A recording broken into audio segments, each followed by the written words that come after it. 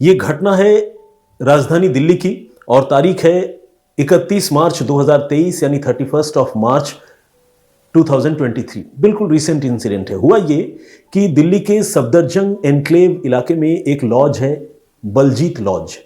इस लॉज में एक रोज पहले यानी 30 तारीख को एक कपल एक कमरे में ठहरने के लिए पहुंचा था। सुबह जब देर तक उस कमरे का कोई दरवाजा नहीं खुला और अंदर से किसी ने कुछ ऑर्डर नहीं किया, न चाय की बात हुई, अंदर से कोई सुगबुगाहट नहीं हुई, तो लॉज के लोग थोड़े परेशान हुए। उनको लगा कि एक बार चेक करना चाहिए, काफ़ी देर हो गई और ये जो कपल यहाँ ठहरा था उसमें से कोई भी बाहर नहीं आया। तो लॉज के जो मुलाजिम हैं उन्होंने लॉज के दरवाजे पर, मतलब कमरे के दरवाजे पर दस्तक दी और सोचा कि जगाया जाए अगर सो रहे हैं तो। लेकिन लाख कोशिश करने के बावजूद जब दरवाज़ा नहीं खुला और अंदर से कोई आवाज़ नहीं आई तो दरवाजे को जो है वो फोर्स ओपन किया गया, यानी ज़बरदस्ती खोला गया। अब दरवाज़ा खुलते ही अंदर जो मंजर था उसे देखकर सारे लोग ठिठक गए। कमरे में तो एक कपल रुका था जैसा कि मैंने आपको बताया, लेकिन इस वक्त कमरे में सिर्फ एक ही शख्स था और वो भी मुर्दा, यानी उसकी लाश पड़ी थी। तकरीबन 50-55 साल के एक शख्स की लाश कमरे में पड़ी हुई थी और डेड बॉडी के नाक और मुंह से खून बाहर आ रहा था। सिर्फ इतना ही नहीं, उसी कमरे में लाश के पास एक पेपर था, एक चिट्ठी थी और उस चिट्ठी में जो लिखा हुआ था उसका जो कॉन्टेक्स्ट है या उसका जो मजमून है, मैं आपको वो सुनाता हूं। उसमें लिखा हुआ ये था, आप एक नाइस पर्सन हैं, सॉरी सॉरी सॉरी सॉरी, समझ लेना मेरी बहुत ज्यादा मजबूरी थी जो आपके साथ ऐसा किया, एक्सट्रीमली सॉरी यार। अब बताइए ये कितनी अजीब सी बात है। 50-55 साल का एक शख्स कमरे में पड़ा हुआ है, उसकी जान चली गई है, लाश के पास में ये चिट्ठी पड़ी हुई है और लॉज के लोग ये जानते हैं कि एक महिला इसके साथ आई थी, लेकिन लॉज के लोगों को इससे ज़्यादा कोई जानकारी नहीं, कोई खबर नहीं। फौरन दिल्ली पुलिस को इस सनसनीखेज और अजीब सी मर्डर मिस्ट्री के बारे में जानकारी दी गई। पुलिस की टीम वहां पर पहुंची और जैसा कि सीन ऑफ क्राइम मैंने आपको बताया, जैसा कि मंजर मैंने आपको बताया, ठीक वैसी ही चीज़ें दिल्ली पुलिस को वहां पर नजर आई। पुलिस ने फौरन उस डेड बॉडी को रिकवर किया और रिकवर करने के बाद उसे पोस्टमार्टम के लिए भिजवा दिया। इस बीच लॉज के जो डॉक्यूमेंट थे उसे जांच कर उसके हवाले से पुलिस को यह पता चला कि जो मरने वाला शख्स है उसका नाम है और वो दिल्ली के ही मयूर विहार इलाके में दिल्ली पुलिस अपार्टमेंट में रहता था और उम्र थी 53 साल। लेकिन दीपक सेठी के साथ उस कमरे में एक रोज पहले यानी 30 मार्च के रोज वो जो महिला मौजूद थी या उनके साथ आई थी वो कौन थी, ये एक राज था। असल में जैसा कि आप जानते हैं दिल्ली में और देश भर के सारी ही जगहों पर अब होटल वालों के लिए जो डूज एंड डोंट्स हैं उसमें यह बताया गया है कि जो भी गेस्ट्स आपके किसी भी होटल के कमरे में आकर रुकते हैं तो उनका I card, valid identity proof आपके पास होना चाहिए, उसकी कॉपी आपके पास होनी चाहिए।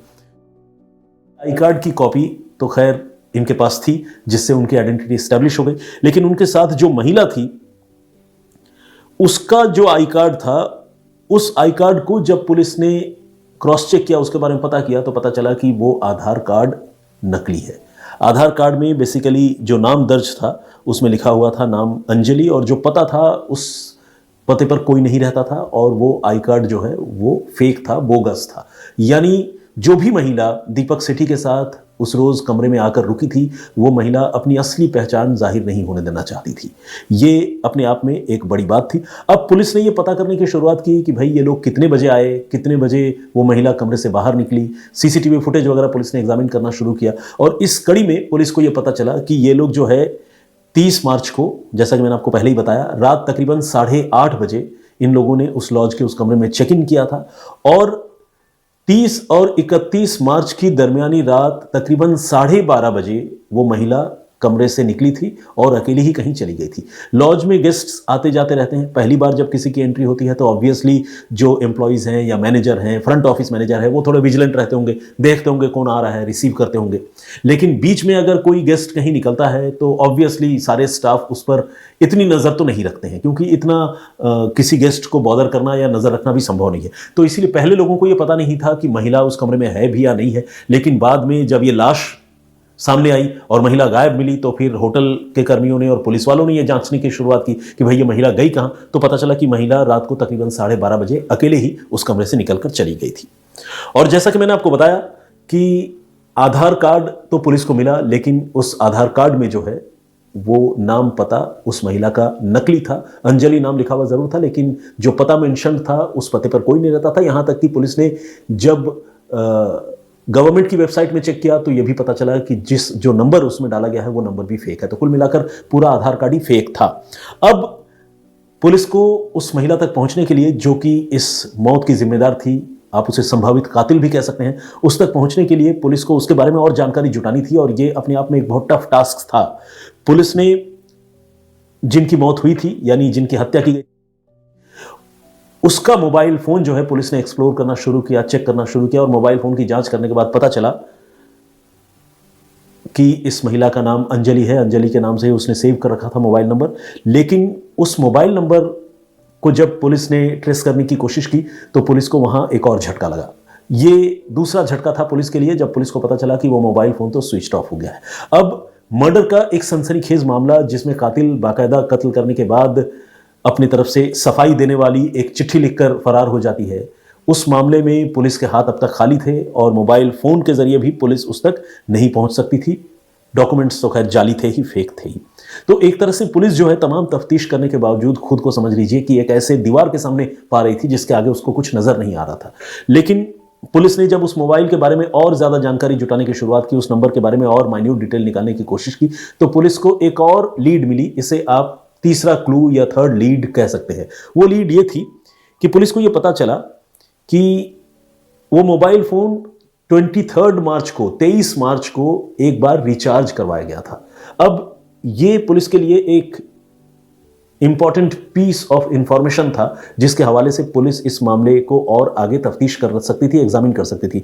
पुलिस ने फौरन उस दुकान का पता लगाया जहां से ये मोबाइल नंबर रिचार्ज कराया गया था, और उस दुकान में पहुंची। ये दुकान दिल्ली के ही संतगढ़ इलाके में मौजूद है, साउथ दिल्ली में। और पुलिस जब इस दुकान में पहुंची तो पुलिस ने देखा कि ये दुकान का जो ओनर है, जो मालिक है, वो एक नाइजीरियाई नेशनल है, यानी हिंदुस्तानी नहीं है। उस दुकान में एक नाइजीरियाई शख्स जो है बैठा हुआ मिला। पुलिस ने उससे सो कॉल्ड अंजलि का वो मोबाइल नंबर दिखाते हुए पूछा कि ये नंबर आपने रिचार्ज किया था, इसके बारे में हमें और जानकारी दीजिए। ये नंबर किसका है, क्या है, और आपने कब रिचार्ज किया था?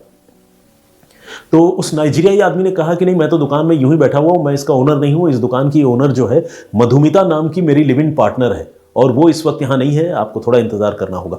पुलिस इंतजार करती रही, मधुमिता का मोबाइल नंबर लिया, और फाइनली मधुमिता के मोबाइल नंबर के जरिए मधुमिता को पुलिस इंटरसेप्ट करने में कामयाब हो गई।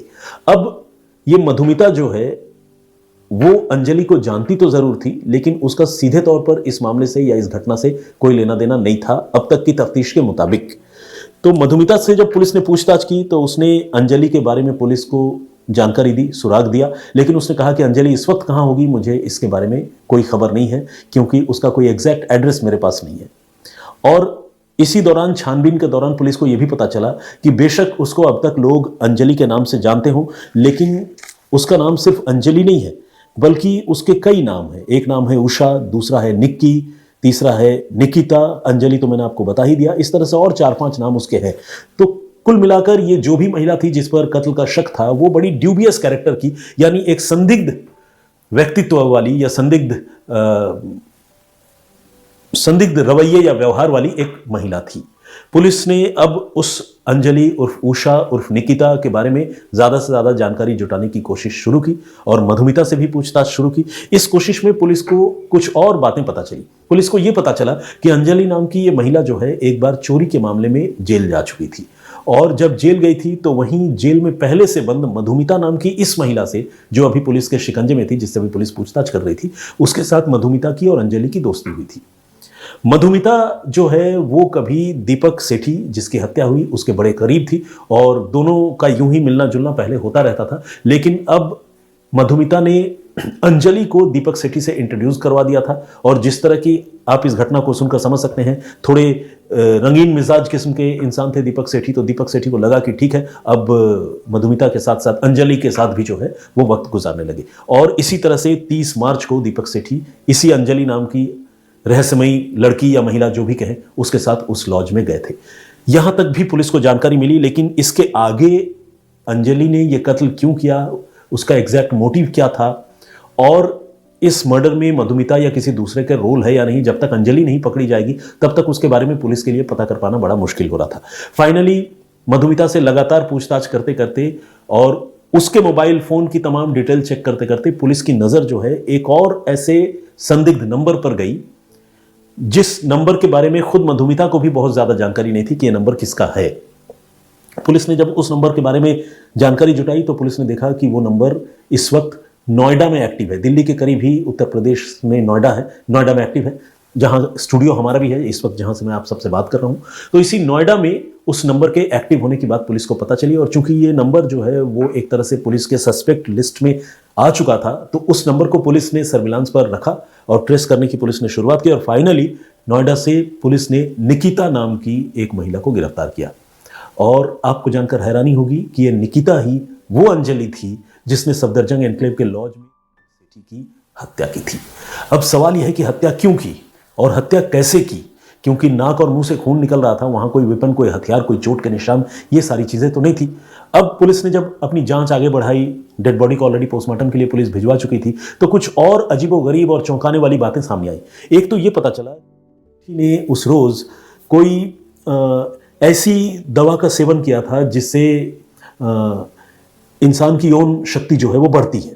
तो एक तरह से आप कह लीजिए कि कैटलिस्ट टाइप का कोई मेडिसिन, कोई दवाई उसने उस रोज खाई थी, और इसके साथ साथ अंजलि ने से कुछ सेडेटिव्स यानी नशे की गोलियां किसी खाने की चीज में या किसी ड्रिंक में डालकर पिला दी थी।